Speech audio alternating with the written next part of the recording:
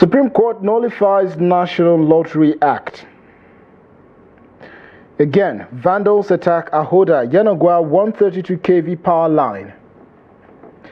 Gusau University disowns sacked Unizik VC, labels professorship fraudulent. And on the foreign scene, Senegalese President's Party secures large parliamentary majority. A very good afternoon and welcome to the news update on Trust Television. My name is Saiki O'Brien. Thanks for joining. And to details now, the Supreme Court has nullified the National Lottery Act 2005, enacted by the National Assembly. In a unanimous judgment read by Justice Muhammad Idris, the Apex Court held that the National Assembly lacked the powers to legislate on issues relating to lottery and games of chance. The court held that such powers only reside with the state houses of assembly, which possess exclusive jurisdiction over lottery and games of chance. Justice Idris ordered that the National Lottery Act 2005 should no longer be enforced in all states except the Federal Capital Territory, in respect of which the National Assembly is empowered to make laws. The suit, filed in 2008 by the Attorney General of Lagos State against the federal government in respect of who controls and regulates the gaming and lottery sector. Ekiti State was joined as co-plaintiff in the suit following an order of the court made on October 6, 2020. Subsequently, attorneys general of 34 other states were joined as defendants by the Supreme Court on November 15, 2022. And the Rivers State High Court, sitting in Port Harcourt, has issued an ex parte order restraining the All Progressives Congress, the APC, and its national chairman, Abdullahi Ganduje, from conducting any elective congresses for the Rivers State APC without including the claimants and applicants. This restriction applies to local government and state executive committees of any congresses whatsoever, pending the determination of the substantive suit. The presiding judge, Justice G.V. Obomanu, also issued an interim injunction specifically barring the defendants from proceeding with the scheduled congresses on November 23rd and 30th, 2024, or any other date the injunction added. It also prevents any further steps towards the congresses or recognizing any winner purportedly elected in the World Congresses held on November 16, 2024, until the motion on notice is heard and determined. The suit was filed by Oku Joe Brown Ndike, Peace Oganu, and Samuel Ohegbule, who represent APC members aspiring for various positions in the congresses. They allege that despite paying for nomination forms, they were denied access to the forms, thus prompting the legal action. Justice Obomanu adjourned the case to December 3, 2024 for the hearing of the motion on notice. Similarly, the People's Democratic Party has once again postponed its National Executive Committee NEC meeting that was originally set for November 28th. The announcement was contained in a public notice signed by the party's National Publicity Secretary, Senator Samuel Anyanwu, in Abuja. He explained that the decision was made to allow party leaders to attend the funeral of the late First Lady of Akwa Ibom State, Pastor Mrs. Patience Umo Eno, which is scheduled to take place from November 27th and 29th, 2024. Subsequently, it was moved to October 2nd before it was shifted to November 28th. Meanwhile, the Arewa Consultative Forum and the League of Northern Democrats says the challenges such as poverty, insecurity, illiteracy, religious intolerance, disunity, and diminishing political influence facing the northern region require urgent action. According to the groups, though the North is presently in an ugly situation, with commitment, collaboration, and a shared vision from all, the situation is reversible. Here's the report.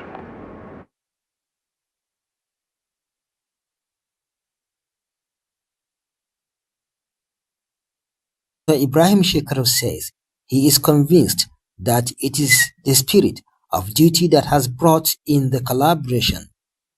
Represented by the former Minister of Transport Ibrahim Bayo, Shekarov says the League of Northern Democrats brings fresh perspectives, innovative strategies, and a renewed commitment to advancing the interests of the northern region. This coalition that we are seeking for is more than symbolic. It is a practical step towards building a cohesive North that can reclaim its rightful position as a zone of first influence in Nigeria, in Nigeria's political and power dynamics. League of Northern Democracy, practical understanding of the power dynamics of Nigeria's political landscape, its aim to reposition the North as a unified and decisive player. I remember I was here in 2015 and I addressed this gathering with regards to the politics of 2015 and Buhari's presidency. I know the views that they are expressed. At the end of the day, our position supervene to our warm. Let us wait. Please. Fielding question from Nisman, the spokesperson of the two groups, said these are challenging times that require collaboration to address the challenges facing the region.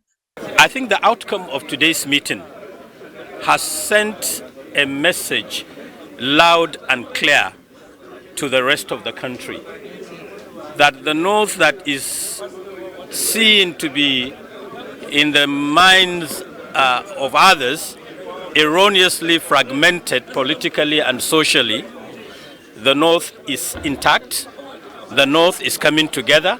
We are the foremost socio-cultural organization in the North. We are interested in politics, but we are not partisan. Our interest is the North. And the League of Northern Democrats align with our objective. We align with their objectives, mission, and vision. And this vision is to see a united North. And today marks the beginning of this collaboration. Anybody who thinks we are fragmented, we are divided, is on a quixotic mission. We will remain together. And today is telling you all you need to know about our purpose and our result. The meeting comes barely 24 hours after National Executive Council meeting of the Arewa Consultative Forum in Kaduna. Bello Musa, Trust TV News Kaduna. The Pan-Yoruba socio-cultural group Afenifere in the United States has called on President Bola Tinubu and state governors to address rising crimes by youths. The group insisted the country is witnessing increased robbery, kidnapping, drug abuse, and ritual killings for pecuniary reasons. In a statement, the president, Akindutire Durojaye, said the group would not watch undesirable elements in pursuit of an ostentatious lifestyle mislead youths to self-destruct. The group says it believes that if the Southwest becomes uncomfortable for these criminals, other governors would follow suit and subsequently paralyze their nefarious activities and possibly run them out of the country. The transmission company of Nigeria, the TCN, says its Ahoda Yenogwa 132 kV line, which is currently under repair due to previous vandalism, was again targeted by vandals on Tuesday. In a statement released by its spokesperson Ndidimba on Friday, she said the attack, which affected towers 29 to 31, resulted in the theft of approximately one-third of the conductor. The statement said a team of TCN engineers led by Emmanuel Akpa, the general manager of the Port Harcourt region, has conducted an inspection of the site. To prevent further theft while repair arrangements are being made, TCN said local security personnel have been engaged at Ula Ikata in Ahoda East local government area to secure the site until repairs are done. Earlier in November, vandals also attacked transmission towers in the Okada and Ofosu communities along the 330 kV Benin-Egbin and Benin-Omotosho transmission lines.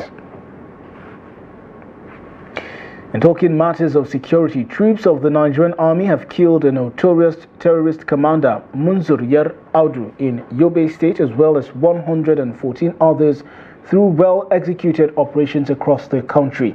The Director of Defense Media Operations, Major General Edward Buba, disclosed this on Thursday during a press briefing in Abuja.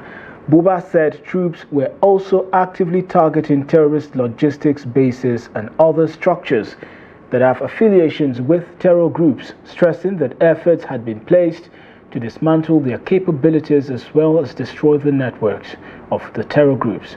He informed during the week under review, troops neutralized 115, arrested 238, and rescued 138 kidnapped hostages. Buba added that in the northeast, troops of Operation Hadinkai killed 61 terrorists, apprehended 34 suspects, and rescued 32 kidnapped hostages within the week. According to him, troops of Operation Safe Haven and Wellstroke killed 18 violent extremists, captured 48 persons, and rescued 48 kidnapped hostages in the north central. He noted that troops of Operation Hadarindaji killed 28 terrorists, apprehended 77 others, and rescued 57 kidnapped hostages during military operations in the northwest zone. And the senator representing Kebbi Central, Adamu Aliru, has disclosed that the Nigerian military has finally flushed out the new terror group known as Lakurawa to Niger Republic. In a statement on Friday in Abuja, Aliru said the development took place on Tuesday following interventions from the Minister of Defense, Abubakar Badaru, Chief of Defense Staff, and other critical stakeholders. The terror group had killed many indigents of Kebbi State, a development that prompted Senator Aliru alongside other National Assembly members from the state to embark on a fact-finding visit last week to the affected areas in Argungu and Auge local government areas. Senator Aliru, who expressed satisfaction with the way the defense minister handled the situation, stressed the need for security agents to maintain presence in the affected areas to prevent a possible return of the terrorists. The National Assembly team donated 10 million naira to relatives of the deceased during the visit, according to the statement. Now, the absence of the counsel representing convicted billionaire kidnapper Chukwuemeka Onwumadike, also known as Evans, stalled his rearraignment before Justice Adenike Koka of the Lagos State High Court on Thursday. Justice Koka asked the defendant Evans about his lawyer when the matter came up before the court on Thursday, but Evans simply responded he was not sure of his lawyer's appearance.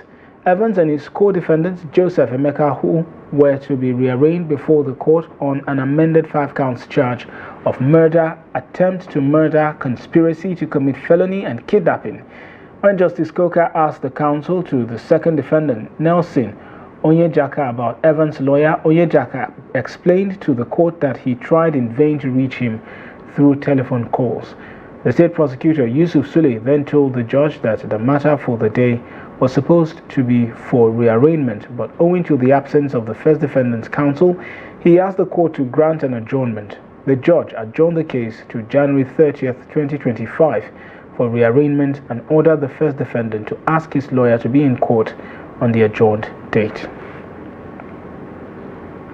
Elsewhere, the Federal University Gusau in Zamfara State has disowned the sacked Vice-Chancellor of the Nnamdi Azikiwe University, Oka, Anambra State, Bernard Ifeanyi Odo, saying he was never a lecturer or staff in the university.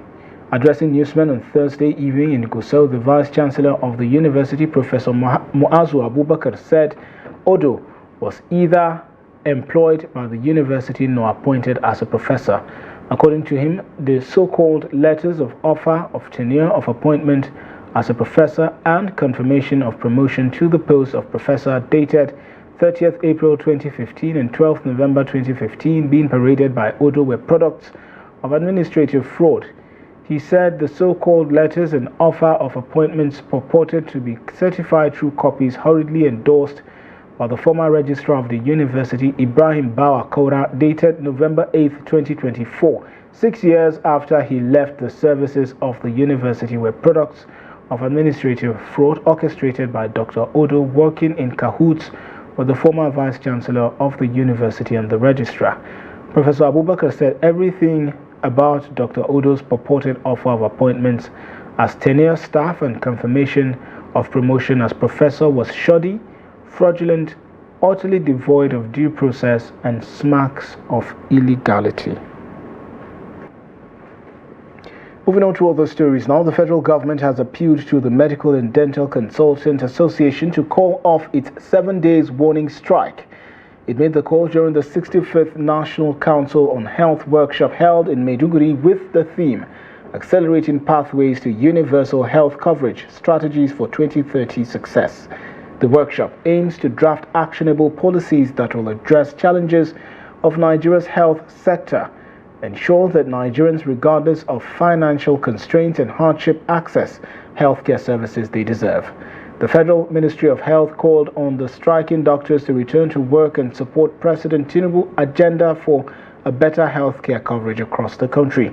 Meanwhile, Governor Zulum in his speech approved pay rise for medical doctors in the state to bridge the disparities with their colleagues working with the federal government. He revealed that the state has complied with Abuja Declaration, which requires states to allocate 15% to health. The goal to save lives, reduce both physical and financial pain, and produce health for all Nigerians. At this juncture, I also want to direct the Commissioner for Health in Borno State, and indeed the head of service, to link up with the Minister of Budget and ensure that there is no disparity between salaries of the federal health workers and that of the state.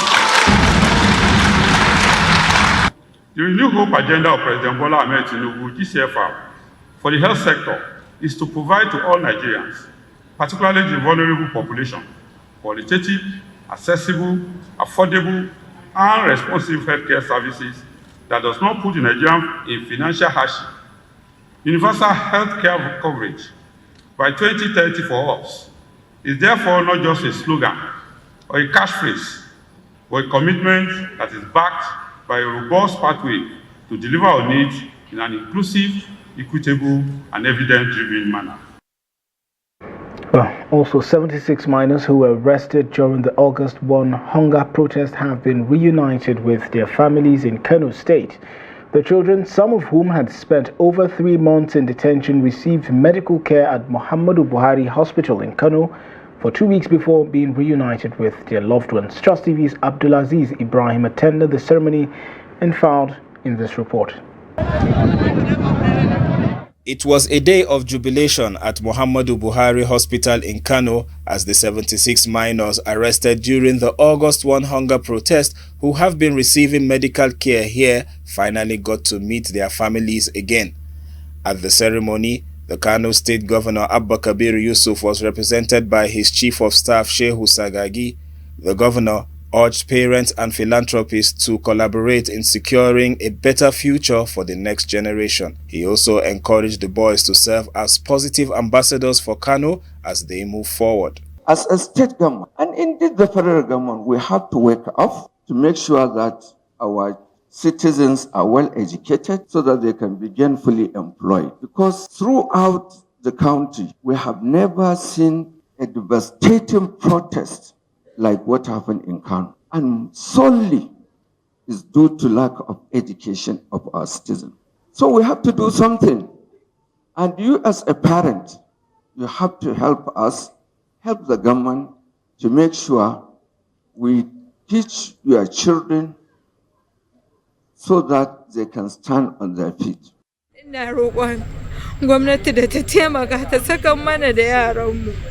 Fatima Yusuf had made a passionate plea weeks ago. Today, she is overjoyed to have her 2 sons back home. We cried back then, but today we are happy as both of my sons are back home. This is one of them, but his brother had some issues with his eyes, but now he is fine and we are all happy. But not all families share in this happiness. Aged Aisha is still waiting for her ward, who went missing during the protest and was not among the released children. I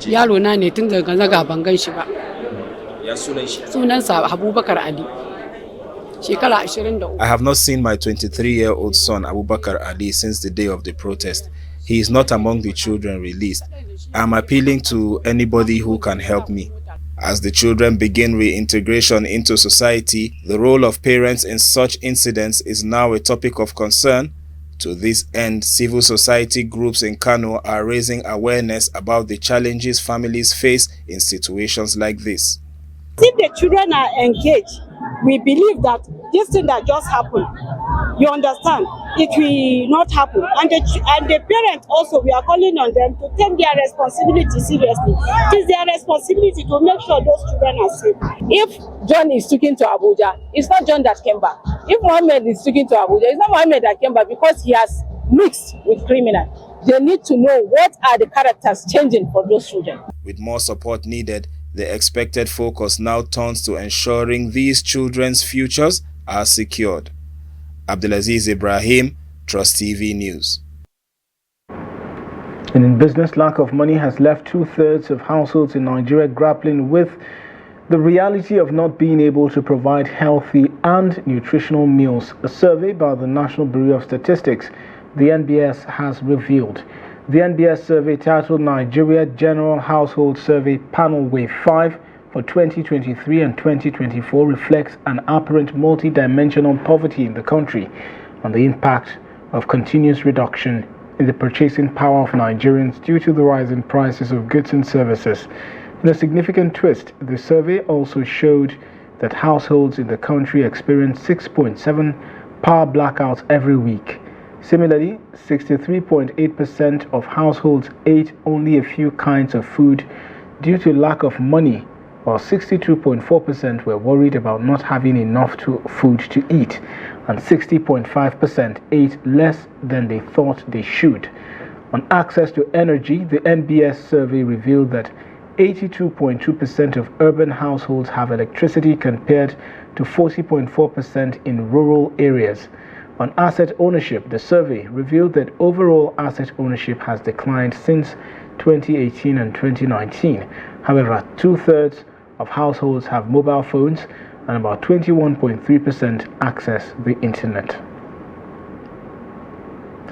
And away from Nigeria, Senegal's ruling PASTEF party has won a resounding victory in legislative elections, securing 130 of 165 seats in parliament, according to provisional results. The win grants newly elected President Bassirou Diomaye Faye a clear mandate to carry out ambitious reforms promised during the campaign. They include fighting corruption, revamping the fishing industry, and maximizing natural resources benefits.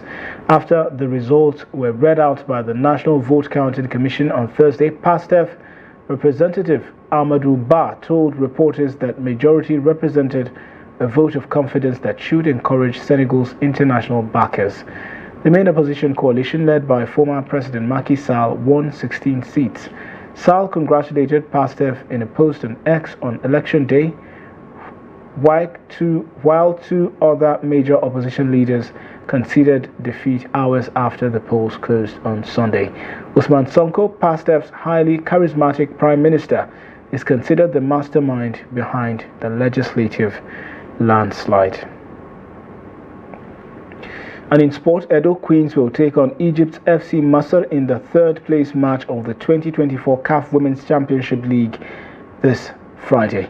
The winner of the encounter will go home with $350,000 in prize money, while the loser will settle for $300,000.